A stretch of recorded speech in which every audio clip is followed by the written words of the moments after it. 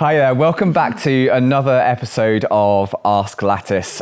We have on our brand new I want to call it the Ask Sofa. The Ask Sofa. The beige Ask Sofa. I have Maddy next to me today because we are going to be doing a little bit of a different set of questions today. These are very much more directed towards the female athlete.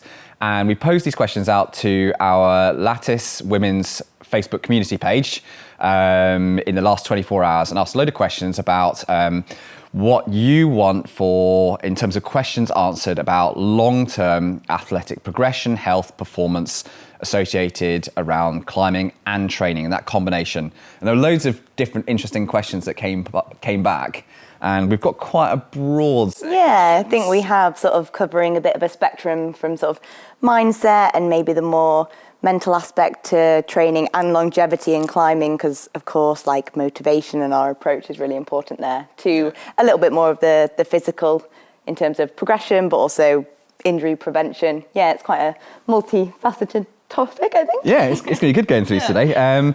So we've got 5 questions, and we'll just got to work through them on a list. And myself and Maddy will both give our opinions on them as coaches, and both working with female athletes. And we'll try and adjust across the age ranges as well. Yeah. And although obviously I'm female and Tom is clearly not, I think we both have experiences across the range. We're going to be looking at some different life stages, like kids, as well as like career changes. So yeah, I think we both definitely got something to add there.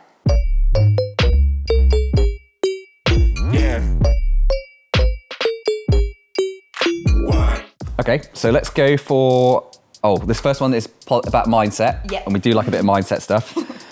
Is what do we think about the one, and I put 2 parts here, comparison to others, so how we might compare ourselves to other climbers. So for women, that might well be comparing yourself to other female climbers or to men, and how your rate of progression occurs. And particularly the subject that comes up on this is in strength gains, and whether those are quite different across men and women. Should we be doing that? Yeah, so I guess just to tackle them one at a time, because although they both come under mindset, I do think that they've got sort of slightly different approaches. And I think the comparison to others is really interesting, partly because I think it's quite often sort of coined as a negative thing, and I don't necessarily think it has to be. And I guess that's the approach that I think is quite useful in developing a mindset that means that when you go to the wall and maybe you're training on a board with some male climbing friends, because one thing that's really nice about climbing, I think, is that it's often quite a diverse group of people you might be training with. I train with men quite a lot and personally really enjoy it, and I think that you can get quite a lot from it. So I guess when we look to compare ourselves to others, that could lead us down a bit of a negative sort of thought pathway, or we could just see it as a learning experience. And I guess that's the approach I personally take. I think when you sort of learn something new from someone, it's often a bit of a comparison, isn't it? You look at them and you look at what they're doing, and you might look at what you're doing and think, okay, if they're a bit better at that thing, maybe I want to try and do that thing more like them. But if you take a more objective approach, I don't think that has to be a negative thing. I think you can learn from it. And I think it becomes a negative thing when you feel like that thing, the point of comparison, sort of devalues your other attributes. So I think the important thing for me, and I think that's really helpful, is to sort of remember what sort of strengths you have. When you're looking at your relative strengths and weaknesses, and you're maybe comparing yourself to others on some of your relative weaknesses, which you can use as that learning experience. But remember your sort of positive attributes and your strengths as well. Don't let them get lost amidst the comparison. I think it's it's particularly me and you talk about this a lot about mindset is how you frame things, and being able to, especially if you're talking about comparison, I think it's just such a human thing to do. You climb with lots of other people inevitably. It's not like a solo sport. And so it's natural to compare yourself to others. But if you can frame that up, even if it's your friends or just other people down the wall might be doing better with something or progressing differently, as taking into like a learning experience and going, Yeah. what have they done to be able to achieve that? Could I take something away from that? Maybe you can't match up with them perfectly and adhere to their path of progression, but I think you can always learn something from it. And I think in addition to that as well is that if you're to stay in any sporting game a long time and have a sort of a happy life of progression through it, I think you do have to have a fairly sort of strong, self-resilient sort of core into how you just look at yourself in isolation and that you don't compare too much to others. There's like a value to it, but don't overdo it because I think it's also important to just be, I guess, like set on your own path and go, this is why I'm doing this stuff. I've made these decisions and these choices. This is me. I'm responsible for that. And I'm going to enjoy my journey with it. Yeah, it's sort of looking at everything out there, comparisons or not, and being like, what is useful for my personal progression and where I want to go. I guess from like a very practical standpoint, something that I get often is that I'm climbing with maybe my partner or some male friends or female friends on a board, say a style that I'm not very good at. But I do know that getting better at that style will help me in some of my goals and the way in which I want to progress. So rather than comparing myself in very absolute terms to them, looking at them and thinking they are much stronger, I maybe look at what they're doing, their movement patterns, and I think, okay, how can I adjust that for the level that I'm at? Maybe I'll try a move like that with that movement pattern. But rather than getting maybe a bit frustrated or deflated trying the same move as them, I change the foothold or a handhold, and I'm still trying to learn from, I guess, that initial comparison with them. But I just adjusted it to make it relative to me, and I think maybe that's quite an important step that often isn't done with comparison. It's taken as quite like an absolute snapshot rather than as a part of a much bigger whole. And then you got something out of it. Yeah, and then you've got something out of it, and the useful bit you take away, and the non-useful sort of direct comparison, you just try and, we will always struggle with that. Like you said, human nature is to compare yourself, but I think if you can sort of take away from it the positives and slightly leave the negatives behind, then overall, I think you can use it as something, a tool to progress your climbing. Yeah, nice one. Yeah. Okay, next one is around fear and anxiety in climbing. And this is sort of two scenarios here that we've got that were brought up. Is one is with time off after or during having kids. Yeah. And then the other one is around sort of changes in career, changes in geographical location, where you just can't get to climbing, you've had a significant amount of time. How do we deal, or how do we recommend that people deal with this fear and anxiety, which inevitably does build when we come back to it? Yeah, okay, well I guess I might just go for tackling like the second point there as something that I've had personal experience of. And I think when it comes to changing careers and that sort of time off, whether that's kind of time restraint or maybe geographical restraint if you're moving location, I guess I think there's like a few different elements here, and one that's really important, especially in this discussion about longevity and sort of life as in climbing, is identity.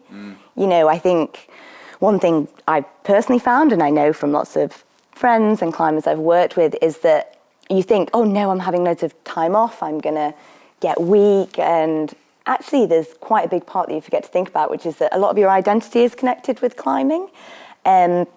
And I guess that was one of the things I really felt when you're used to spending a lot of your time doing something, it's part of your social scene.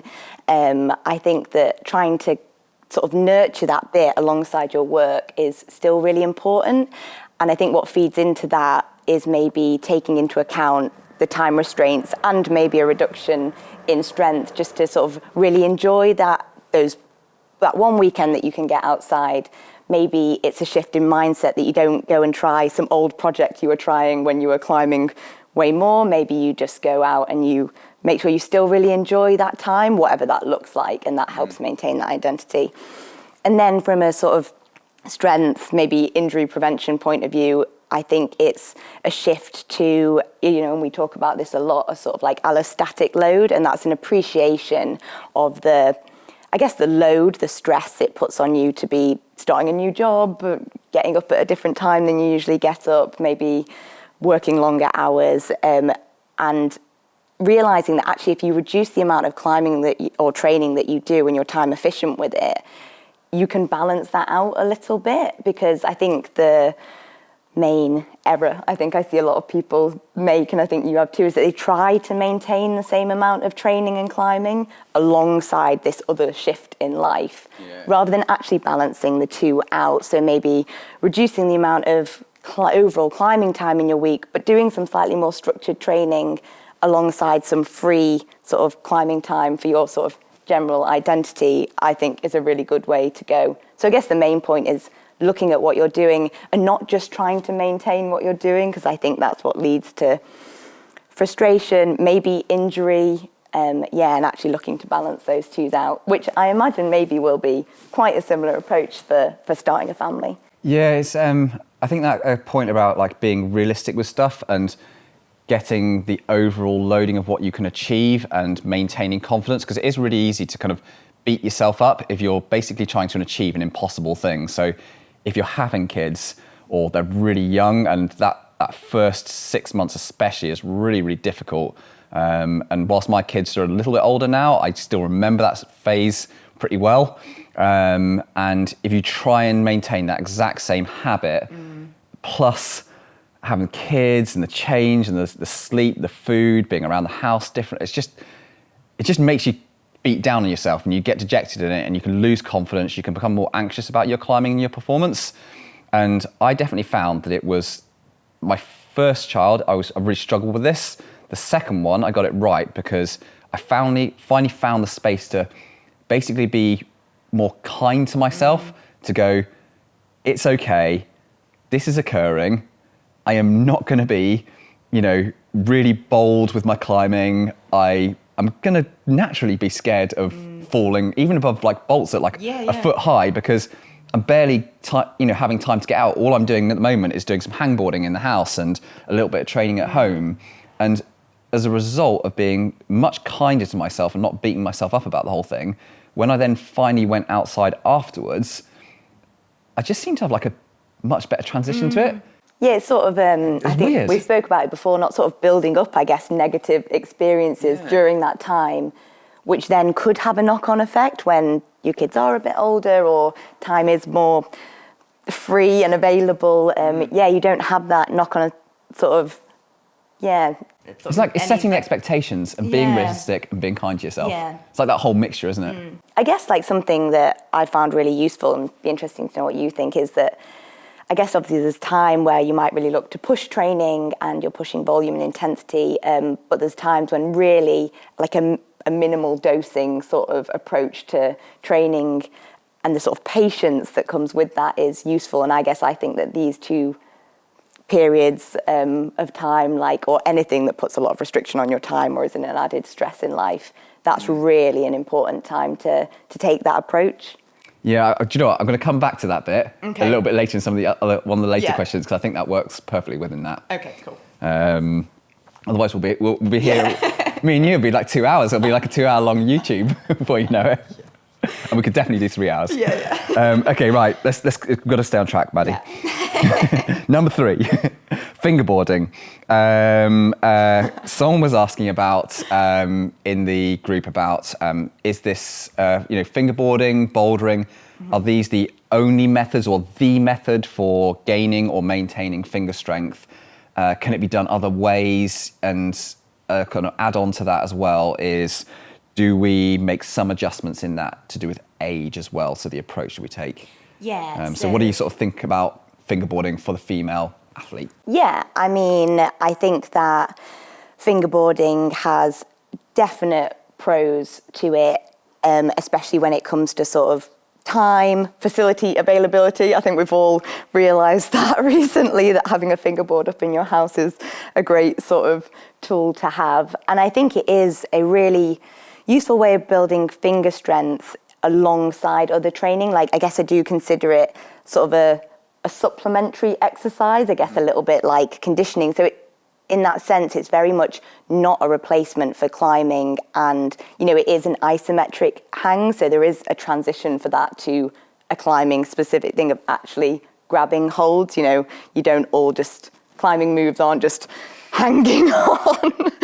You do still have to get between them. So I guess in that sense, I think it's not the sort of pinnacle of sort of climbing specificity as in sort of like bouldering, but I think in terms of trying to build like a really good base of finger strength and maybe even some finger resilience. Like I think often people think of it as a a sort of high intensity training tool, but I actually, and this is from a personal point of view as well, after a finger injury, I actually started incorporating fingerboarding, not always being at the highest level of intensity, but just to build a really good foundation of finger strength.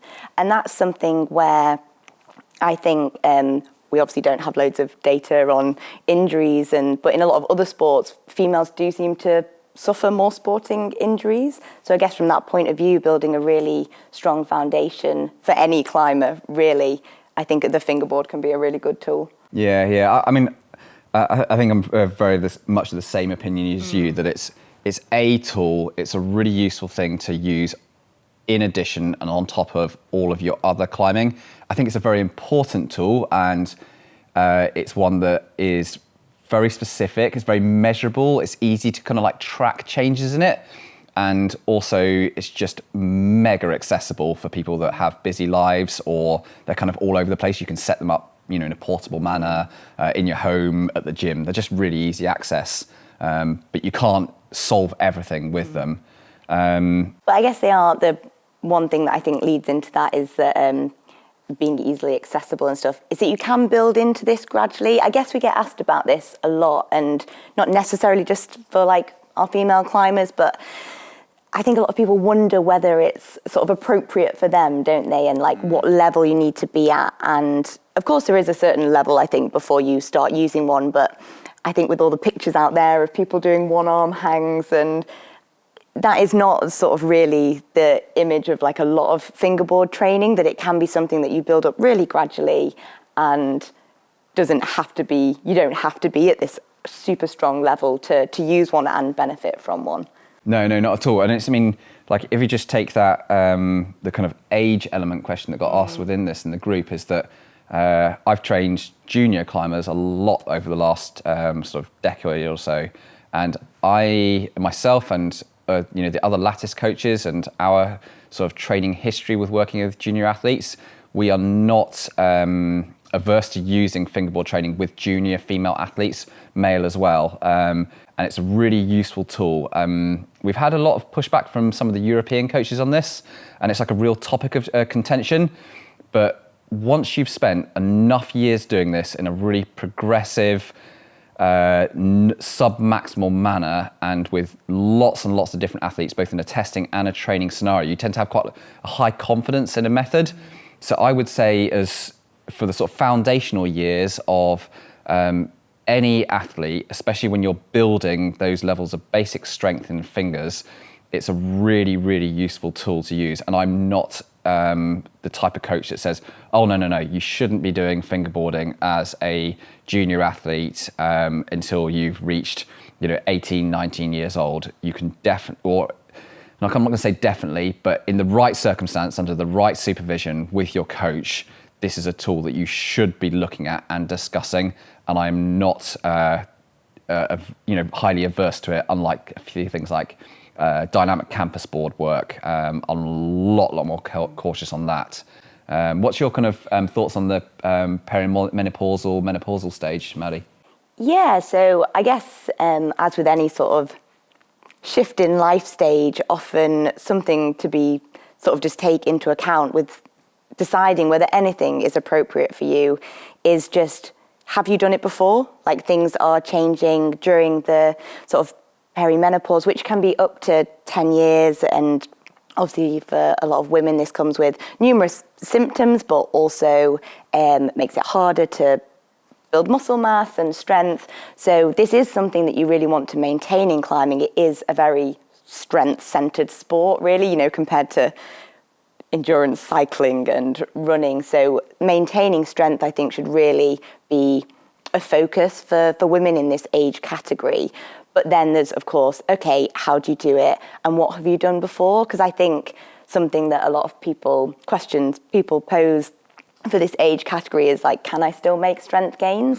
And to be honest, I think the answer is probably yes, because when we actually look at what a lot of climbers have done leading up to that point, have they optimized their training? Have they tried these different methods? And fingerboarding is one of the things that you could try. And I think the main point is a little bit like you've said with the juniors, is that if this is a new thing for you, like with any other like method of training, it's to build it up gradually, go for some progressive loading, and probably for that sort of perimenopausal category is just to be probably aware of what you're doing alongside it. I think during this phase, due to the shift in sort of hormone levels, recovery times for like high intensity training can increase, so you might just want to spread those sessions out a little bit more and be really sort of on top of your protein intake and recovery around training in general, but that fingerboarding could definitely be part of this.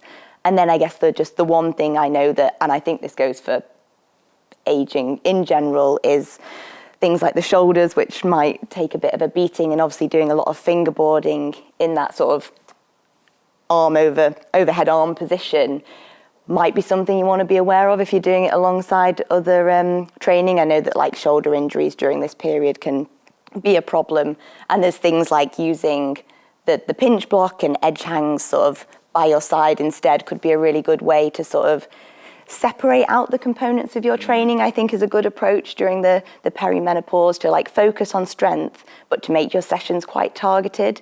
And maybe for the fingers, that could mean doing them by your side so that you can work your shoulders in a different session. Yeah. I think if anyone who's watching or listening is interested in some of the sort of training methodology and the ways in which we're working with the older athletes, so we're talking in the broadest possible category, sort of late 40s, 50s, 60s, is we have a YouTube video. We'll put it into the link in the description below that we've already filmed on this subject matter. So you can do a whole load of more extra sort of listening and swatting up on that kind of area. There's another sort of 20 minutes or so of viewing on that stuff. So more to look on that as well. Okay, next one is training versus maintenance. So that whole thing of like, it's a good summer topic. How do we balance it? Good summer topic, except we were talking about how bad the conditions are in the peak, so maybe it's just a good time to train. Yeah. Do we chuck it all? Do we just abandon all training? Or do we just like in the skip. Yeah, exactly. So I think this, in terms of actually progressing year on year, I think that this is a really important thing to think about, and a really important distinction to make. So moving from a sort of training phase to a maintenance phase, in my mind, does a couple of things. I think it allows for sort of periodization through the year of sort of mentality, like you're not always in a training phase or always in a performing phase. And I think that's actually really nice. You know, training's coming to an end, your motivation is waning for that, and you can really gear up for your projects or your outdoor climbing. Similarly, when you move back to training, you don't have to be really on it for every climbing session. You can just like apply yourself to your training. So personally, I think that's something that's really nice. But I guess the question is, do you just move outdoors and just ditch everything? And I think that's where, if you're wanting to make progress year on year in this sort of steady way, then you do want to maybe maintain a little bit, especially over longer seasons. Like I guess, in the Peak District, people might be climbing outside for 5 months even, if the weather permits. And I guess the problem is if you don't maintain anything, then when you go back to training, and I know I've experienced this, there is a slight feeling of being back at square one, and really having to sort of start with a phase where you're simply trying to get yourself back to being training ready. Whereas I think if you can choose to maintain a little bit and schedule that so that you can still perform on your outdoor days, then you don't get that, and you can make better progress. Mm-hmm. Well, I think it's particularly relevant for our female athletes that we work with, that if we sort of like profile them and work through the kind of the types of training that they have a focus on through the work that they do with us, it often has a strength focus. Yeah. And I always think that if you were to kind of put your hat in one area and go, right, what's the one thing that you would want to maintain in that time when you're trying to perform outside? And it might just be a couple of sessions, really high quality through the week whilst you're going outside, would be that really short, high intensity, high quality work. Yeah. Because that's, I think I always see that with any of the athletes I've worked with over the years, that it's whether it's junior female athletes or a 35-year-old female athlete, it's the strength element. Yeah. It's the one that seems to just dip off quite quickly. Yeah. And it needs the greatest maintenance just in the background. Yeah, and I think, like you said, from us working with lots of females and myself included, this is often an area we see that will be a focus in training. And I think what can be a little bit, or feel a little bit overwhelming when it comes to maintaining alongside outdoors is that it just feels like a lot. You know, you're wanting to focus on your project and you're sort of trying to fit this training in as well. But there's sort of something on our side here, really, that strength training is quite short, succinct sessions. Like you said, keep them high quality. To maintain, they don't even have to be at your maximal effort. You know, just because you're going out to the crag and you're giving it 100% on your red point doesn't mean you have to be failing on your 3 reps of max weighted pull-ups. You just sit a bit below that, so you are completing them to a high level and you're looking to maintain. And I think that's maybe where the sort of issues come in when people try and maintain, is that they sort of, because they're in projecting mode, I think with their strength maintenance work, they sort of apply the same all out 100% mindset, and then actually you just feel fatigued for your outdoor project, so you better get a bit demotivated with the training, sort of understandably. So yeah, I think it's realizing that maintaining strength is for most people the important thing, but that doesn't have to be done at 100%. That can be done. Or like failure and doing like these massive, long, exhaustive sessions. You can still do really good quality, high quality strength work, which avoids failure. Yes, you'll struggle with the overload element, and over time you will hit up against a greater and greater barrier for actual progression in it. But you can use maintenance cycles for a long time in that manner. Yeah. And it's like I've seen, I mean, I do it and I've seen other people do it, is that the crag is using some very basic high intensity fingerboard work as part of your warm up to start your day off. And it actually works really well as maintenance. And you like sneakily get it in because it's like part of your warm up, but it's not exhausting, but it maintains top levels of finger strength. Yeah.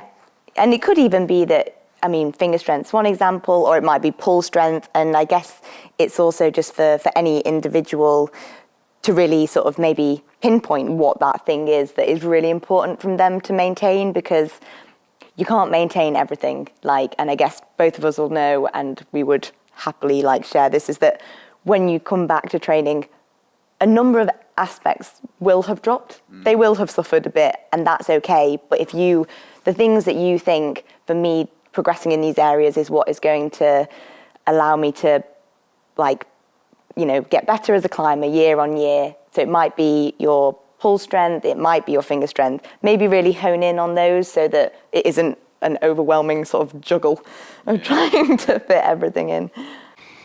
Okay, last one. Cool. And I'm just gonna let you answer this one. Yep. Because I don't know enough about it. So it's all on you, Maddy. Okay, last question is, what do you think about the balance, and you touched on this a little bit earlier on, but the balance between strength and endurance training around that perimenopausal, menopausal stage of a female athlete's career climbing progression?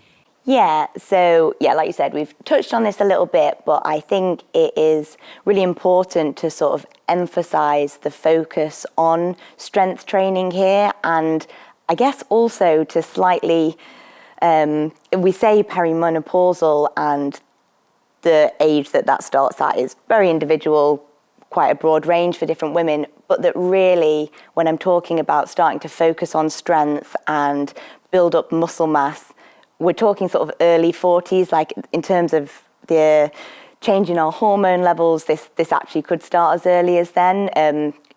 I think people think that maybe the menopause is like a day. It's like this sudden shift, but it's really a long process that will happen over years. So I guess one thing that could be worth considering in this sort of longevity and maintaining climbing and strength and sort of general physical health throughout this stage is to start early. And when I say focus on strength training, we sort of touched on it with fingerboarding, but I guess what a lot of people will notice going through this phase is a decline in muscle mass. It's just with the falling estrogen, it becomes really hard to maintain that. Obviously, that also comes with a reduction in bone density. But I guess when we're thinking about like our strength, we're often wanting to maintain our muscle mass, and to do that in maybe quite a simple and targeted way so that we can sort of accommodate training throughout this phase when recovery is, I guess, it's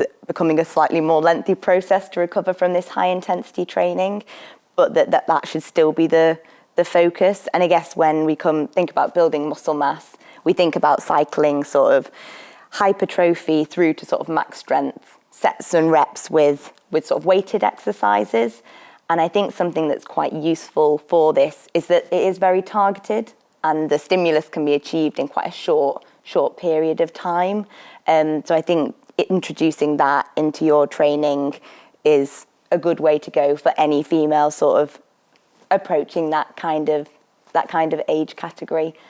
Yeah. And then I guess there's just sort of supporting that high intensity training with an increased sort of protein intake, which is actually the same for any aging person. Our sort of sensitivity to our sort of leucine, which is just sort of like, I guess, the button that you hope to switch on when it comes to muscle protein synthesis, gets a bit less sensitive, so you need to give it a little bit more to get that process going. And that would be a general point for everyone. But I guess personally, I think building that muscle mass for strength, but also for sort of resilience and injury prevention is, a good process to start early. So with regards to the strength training around that perimenopausal stage, what kind of sort of loading and progression are we talking about for these kind of athletes? What does it look like if they're going to do this? Yeah, I think that's a really good question, because in terms of like practical take homes from this, it's pretty easy to be like, oh, you should focus on strength training, but where do you actually start? And I guess for a lot of climbers, if they're looking to work on their upper body with weights, it's worth noting that there'll probably be a bit of a learning phase, because when we talk about like hypertrophy or strength training, it's quite a high intensity. So you want to feel comfortable with whatever the exercise is. Say it's weighted pull-ups. You're not just going to start with your max weighted pull-up. You want to build into this, and that'll also help with confidence, but also injury prevention as you gradually load into that. And then I think an important point to take from there is that we often want to go for probably a minimal dosing effect or approach during this time. Like I said, recovery can be reduced due to all the changing hormone levels. And so what we mean by minimal dosing is, doing some sort of training protocol for a few weeks, monitoring your progress and seeing where that leaves you and seeing if it works for you, so that you don't overdo it. So don't just suddenly start with kind of 8 exercises a week. Maybe start with 4, and then 4 weeks down the line, see if you've improved in those exercises. So and essentially build taking on it. a very simple, focused approach to make an assessment first. Yeah, and I guess something that allows you to do as well is to be more focused. So I think it's important at this sort of stage of life not to spread yourself too thin, because it might be a bit harder to make those strength gains and build that muscle mass. You don't want to introduce strength training and have like 6 different exercises that you do once in a week. Maybe you want to focus in on 2 to 3 and actually do them 3 times a week. And then 4 weeks down the line, see where you are. Have you made progress? In which case you can either just continue and increase the loading, or you could add a little bit more volume. And if you haven't made progress, then it's time to look a little bit at your recovery, maybe drop it a bit or change the exercises. Yeah, well, thanks for that, Maddy. That was great. And this does come down to a philosophy of trying to support athletes in a long-term career in climbing, and it's not just 5 years, burn bright, have a great time, and then be out of it, injured, demoralised, demotivated, etc. In kind of addition to what a lot of the stuff that Maddy and I have been talking about, you can also get access to additional materials and kind of conversation and support and this sort of stuff. Through one is our webinar series that we have on the website. And there is a female athlete-specific webinar that you can find on the website that Maddy and Ella and I think Ollie also ran with them. So there's a 3, so you can view and see that. And then also both myself, Maddy, Mina, who's a nutritionist, and Tim, who's a private physio, are active within our daily 365 Facebook group as well. So if you want additional support on these kind of topics, you can be in there every day asking more questions about this sort of stuff and have further support from us. But otherwise, I hope you've enjoyed today. It's been great chatting away to Maddy, and we'll be doing some more filming later on today. So more episodes coming from us, and we will catch you very soon.